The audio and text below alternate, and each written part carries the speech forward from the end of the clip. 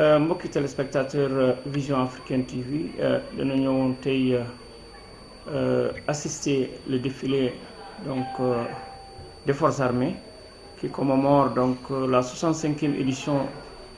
de l'accession à la souveraineté nationale, je veux dire la fête nationale.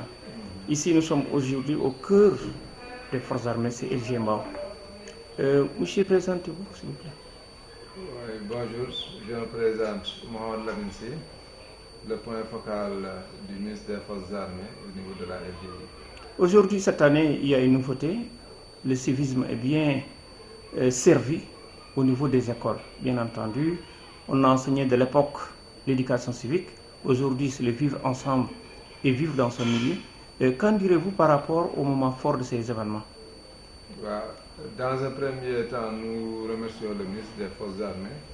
qui a pris l'initiative qui honore au moins le concept Armée-Nation en permettant au moins nous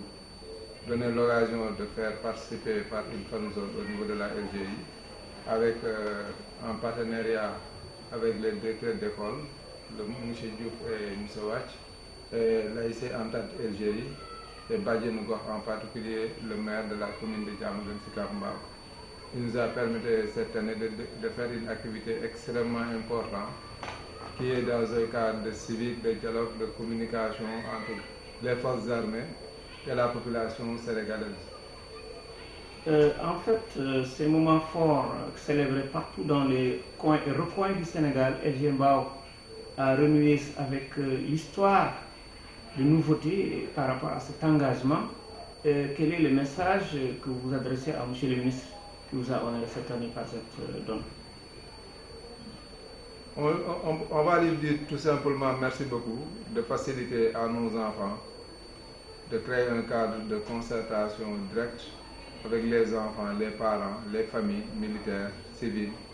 qui se sont installés là et discuter dans un cadre cordial, manger ensemble, jouer ensemble, animer ensemble par rapport à la fête nationale. C'est un acquis. C'est une première édition dans l'histoire du Sénégal d'organiser une fan zone au niveau des camps militaires grâce à la fête nationale que le ministre général Birame Diop nous a offert aujourd'hui. On lui remercie du fond du cœur et en lui disant merci par rapport aux actions qu'il est en train de mener auprès des familles militaires ainsi que des familles civiles qui habitent à côté du cantonnement. Dañuy sant di gërëm le ministre des Forces armées bi nga xamante ni ren moo ñu may benn activité boyante, c'est une première dans l'histoire du Sénégal mu doon benn fan zone mu may ñu ko ñu ànd ci en partenariat avec la mairie de Diamaguène Sicap Mbao, l'AIC Entente LGI, les deux directeurs d'école élémentaire et maternelle et Badjenu Gox mi toog suñu wet ñu defoon tey activité bu am solo dajale xale yi ci benn fan zone di waxtaan ak ñoom ci lan mooy nekkinu concept armée-nation, civique, civilisation, discuter daanaka li am solo lépp li nga xamante ni tey moom la défilé bi wane ñu tàggataat suñuy njaboot tàggataat njabootu jàmbur même les populations voisins yi dëkkul ci camp bi dañ ñëw ànd ceeg ñun doon benn affaire bu rafet boo xamante ni le ministre général Birame Diop def na ko mu doon loo xamante ni ñu ngi koy doo koy gis ci histoire Sénégal ci histoire armée muy def ay jëf yu rafet yoo xamante ni moom wax dëgg yàlla duñ def lu dul sant gërëm ko ci taxawaayam. Concept bi nag dundal nañ ko fii bu baax a baax mais di remercier aussi le commandant de la LGI bi nga xamante ni facilité nañu avec ses services jàppandal def dooleem, le maire de la commune de Diamaguène Sicap Mbao def dooleem, l'AIC s'est mobilisé, les populations en tout cas daal mënuñu wax dañuy sant ñëpp parce que li am tey boo amee succès am réussite ñëpp ci dugal seen loxo kon donc dañuy sant di gërëm ñëpp di wax képp ku ci dugal loo xam rek yàlla na suñu borom fay di leen remercier yéen ñi nga xamante ni vous êtes benn site internet ñoo participer à cette cérémonie mu nekk Vision Africaine. kon donc Vision Africaine TV am na njëriñ parce que lii mu def lu am solo la te ñu ngi leen di sant bu baax di leen gërëm ci ñëw bi ngeen ñëw couvrir suñu activité tey. jërëjëf. merci beaucoup. ku wax bàjjen gox mooy bàjjen ku dëkk ci gox bi rek ban njeexital yéen en tant que yoo xam jigéen yu taxaw ci wàllu mbëbët askan bi bu ci biir néeg yi ci biir xol yi pour recueillir yoo xam ni soxla askan yi ban jeexatal ci éducation tey ngeen fekkee ci événement bi. asalaamaaleykum wa rahmatulah dinaa ko sant yàlla di ci Seydina Muhammad sang-sang yi maa ngi leen di nuyu yéen ñëpp di leen ziyaare di jiital bi nuyu suñu ministre général Yoro Diop di ko nuyu bu baax di ko ziyaare di nuyu suñu colonel le colonel Konaté di ko nuyu di ko jaajëfal di nuyu notre maire le maire Alioune Bey directeur Diouf le directeur Wàcc. Vraiment man au niveau de la LGI maa ngi fi représenter toutes les femmes de la LGI LGI Mbao nag dafa am particularité boo xamante ne caserne la famille yi presque ñu ngi seen kër yi léegi nag bi ñu xoolee ba xam ne LGI moom vraiment war nañu dugalante génnalante ñu ne ma maman dangay nekk baax di dugg ci kër yi génne nit ñi ñu bokk ci liy doxal dëkk bi éduquer suñu xale yi jàppale leen jàppale suñu borom kër yi parce que ku ne jabaru gendarme ñoom amuñu jot bu ñu xëyee liggéey dañu bàyyi ñoom njaboot gi ñoo war a yar njaboot gi bu ñu jógee école éducateurs yi ne école yar ñun bu ñëwee ñu mottali boole daal la ñu def boole askan wi daal boole jabaru gendarme yi famille yi nekk benn loolu man mooy sama taxawaay. waaw yow sa taxawaay rek taxawaay bu mucc ayib sa kàddu bu mujj rek. sama kàddu bu mujj xanaa di remercier mon fils Lamine Sy moom nga xamante ne moom mooy représentant moom de la LG les jeunes ci initiative am yi nga xamante ne ñu ngi koy doxal en collaboration avec le ministre des Forces armées. di remercier aussi notre directeur vraiment le directeur Diouf ak amuñu seen fay. yàgguñu fi mais bi ñu ñëwee ñun sentir nañ suñu bopp ci école bi fi mu ne nii ndaje yu ñu def yu ñu organiser muy Jeunes en Herbe ñoo jël paie te loolu bu amee yàlla ñoo tax kon di leen wax un grand merci. suñu commandement aussi yàquñu ci dara heure bu ñu demee ci ñoom fëgg seeni bunt wax ak ñoom lii la ñu bëgg dinañ ci taxaw lu ñu mën kon ñoo ngi leen di jaajëfal ñoom ñëpp di gërëm waa LGI Mbao les dames de la LGI di gërëm seen borom kër yi ndax tamit seen borom kër yi am nañ ci wàll bu rëy parce que su ma wootee ñoom ñooy bàyyi seen soxna yi ñu ñëw te ñu nga woote ñu wuy si la dafa neex gis nga tey ku gis bâche bee xam ne seen doom yi teel nañoo ñëw bàyyi nañ leen ñu ñëw assister ci défilé bi te c'est une première comme ni ko Lamine waxee c'est une première au niveau de la LGI parce que ñun lii mësuñu ko am xamuñu ko sax da ngay wax fan zone sax ñu naan luy fan zone kon vraiment mention spéciale à notre ministre foofu laay tëjee. des Forces armées. Donc je voudrais lancer un plus grand hommage au ministre des Forces armées Birame Diop pour cette belle initiative qu'il a prise pour impliquer les familles militaires mais les familles civiles dans le défilé militaire aujourd'hui. Cela traduit en quelque sorte le concept armée-nation dont il s'agit aujourd'hui. Vous savez que le ministère des Forces armées et le ministère de l'Éducation nationale ont signé un pacte, c'est-à-dire une convention de partenariat entre l'éducation et le ministère des Forces armées. Ceci pour prendre en charge le volet éducation, mais pour prendre en charge aussi le volet sécuritaire. Aujourd'hui, on peut dire que le ministre des Forces armées a une vision positive, une vision aussi lointaine pour prendre en charge ce qu'on appelle le volet formation, mais aussi le volet citoyenneté. Parce que pour bâtir un Sénégal nouveau, il faudrait par exemple aussi bâtir un nouveau type de Sénégal. Et aujourd'hui, il y a ce qu'on appelle la crise des valeurs. Aujourd'hui, il y a ce qu'on appelle la crise des valeurs que nous sommes en train de vivre aujourd'hui. Parce que je donne un exemple terre à terre. Aujourd'hui, quand il y a une manifestation, qu'est-ce qu'on constate? On constate que la jeunesse est en train maintenant de saccager les biens publics. La jeunesse est en train de saccager aujourd'hui les biens privés. Ce qui est en porte-à-faux maintenant avec nos valeurs civiques, avec nos valeurs citoyennes. Donc aujourd'hui, cette fan zone constitue une occasion palpable pour nous enseignants de rectifier les tirs mais aussi de mettre en pratique ce qu'on était en train de faire, de théoriser dans nos écoles, avec le vivre ensemble, avec le vivre dans son milieu. Aujourd'hui, nous avons sélectionné les meilleurs élèves qui sont venus participer à ce défilé. Et parmi ces meilleurs élèves, on a choisi les 20 meilleurs élèves des classes de CM2 parce qu'ils sont en classe d'examen, pour permettre à ces derniers de savoir d'abord la quintessence du défilé, de savoir la quintessence même de la souveraineté internationale, l'accession du Sénégal à l'indépendance. Donc ils doivent connaître aussi l'emblème national, ils doivent connaître aussi la signification même de notre devise. Et je crois que si vous avez participé à cette fan zone, vous avez vu que les enseignants se sont déployés pour faire une petite prestation avec les élèves, pour voir maintenant là où ils en sont par exemple sur les leçons de civisme. Donc c'est ce qui est important. Donc nous remercions aussi les acteurs qui sont tout autour maintenant de cette activité, à savoir la mairie de Diamaguène Sicap Mbao avec le maire Cheikh Aliou Bey, qui ne ménage aucun effort aussi pour accompagner les écoles. Parce que c'est un maire très dynamique qui est véritablement à l'écoute de sa communauté, qui est à l'écoute de l'école sénégalaise. À chaque fois qu'il y a le besoin, qui se fait sentir, il est toujours présent. Donc, je félicite aussi vivement la représentante des femmes, qui est Mme Awangom, qui est le Badianou Gox de la caserne, qui elle aussi est une femme battante, une linguère, une femme infatigable, qui est toujours au service de la caserne, qui est toujours au service de la communauté. Là où le besoin se fait sentir, elle est toujours présente. Depuis la préparation de cette fan zone, elle est toujours sur pied, elle est toujours vraiment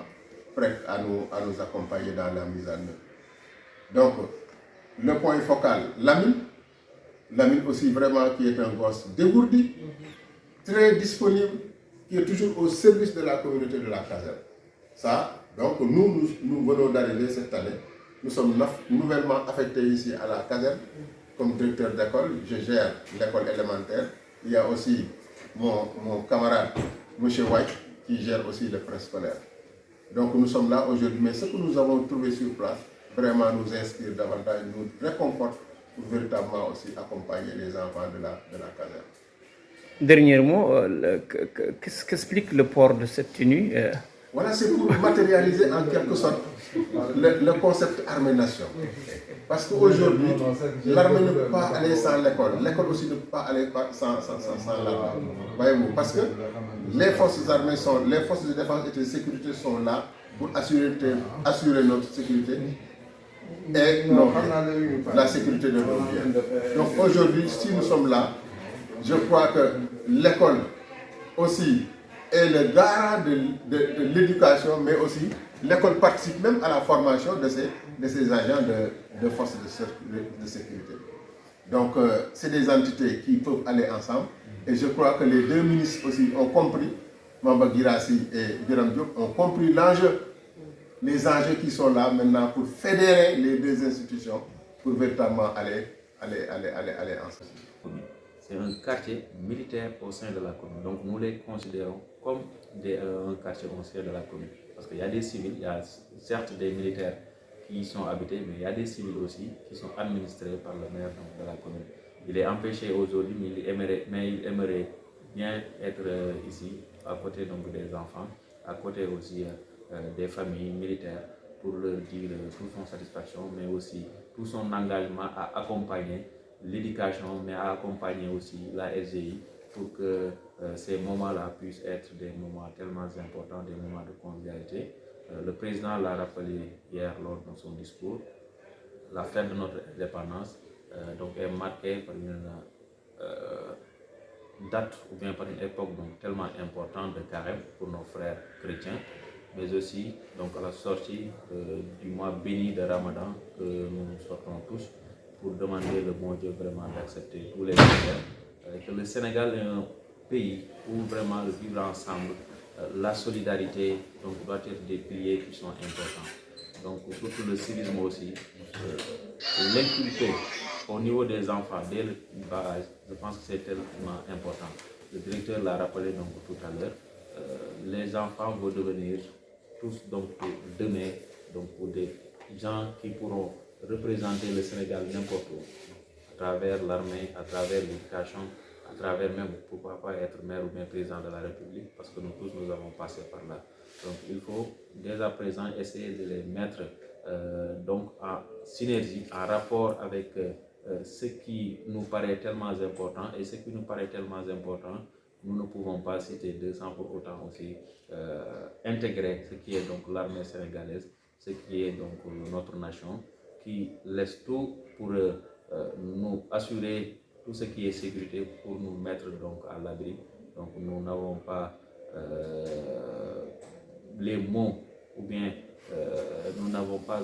je ne sais pas donc comment le quantifier, comment les remercier. Donc tout ce que nous pouvons, c'est amener vraiment nos personnes pour vivre avec eux ce qui s'est en train donc de passer et qui est tellement important.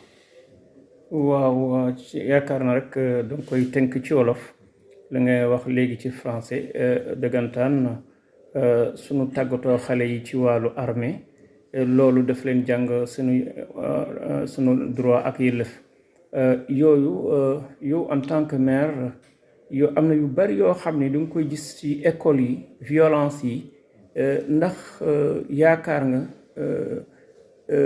mission bi wala objectif bi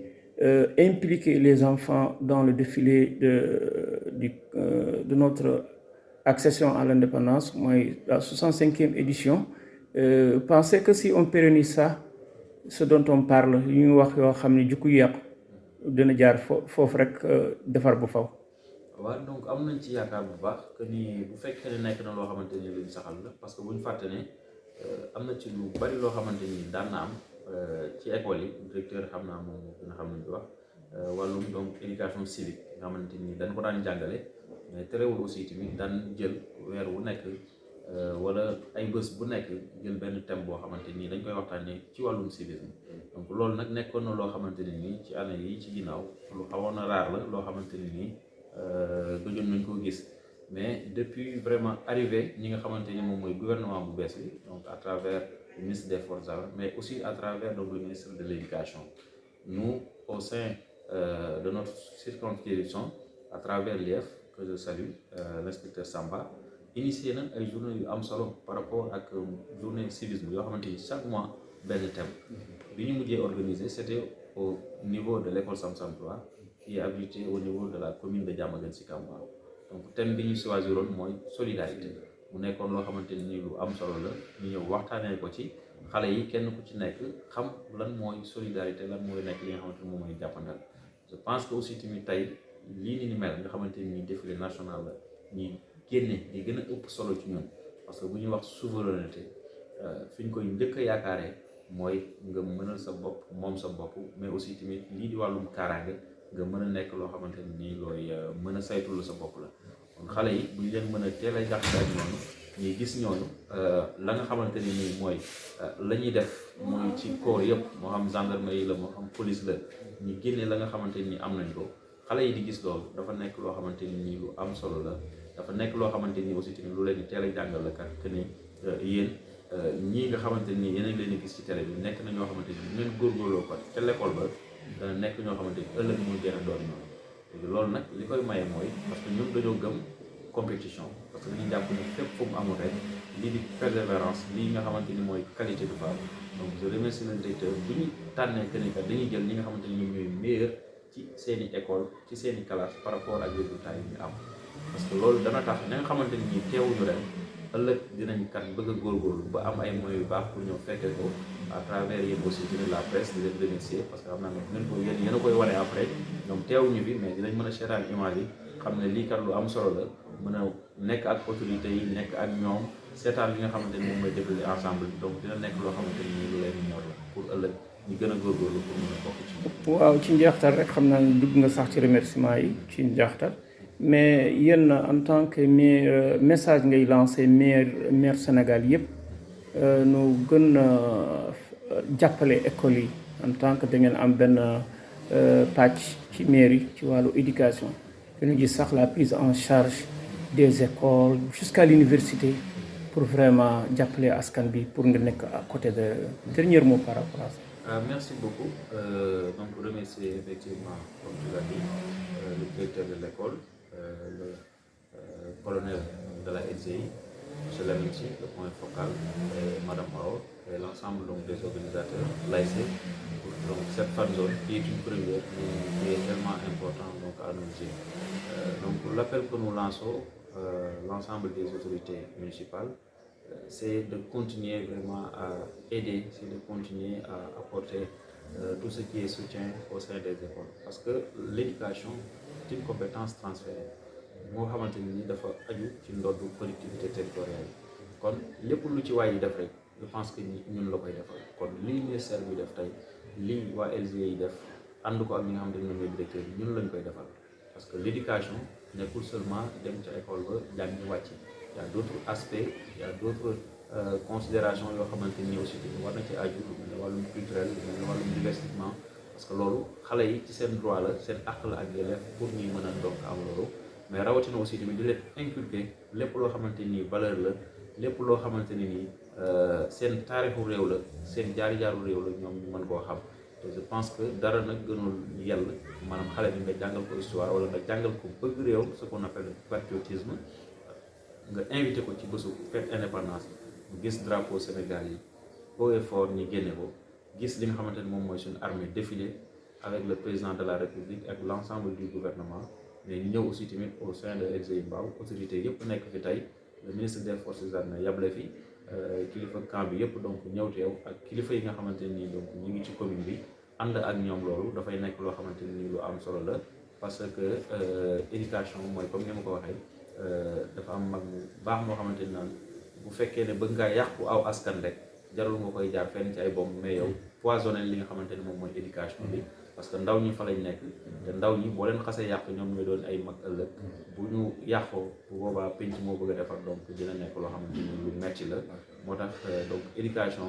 obligation la pour que maire yi ñoom ñi ci taxaw di leen déglu di am oreille attentive par rapport ak ñoom seeni soxla di xool nan lañ ci indee ay saafara parce que COFINUS résultat yi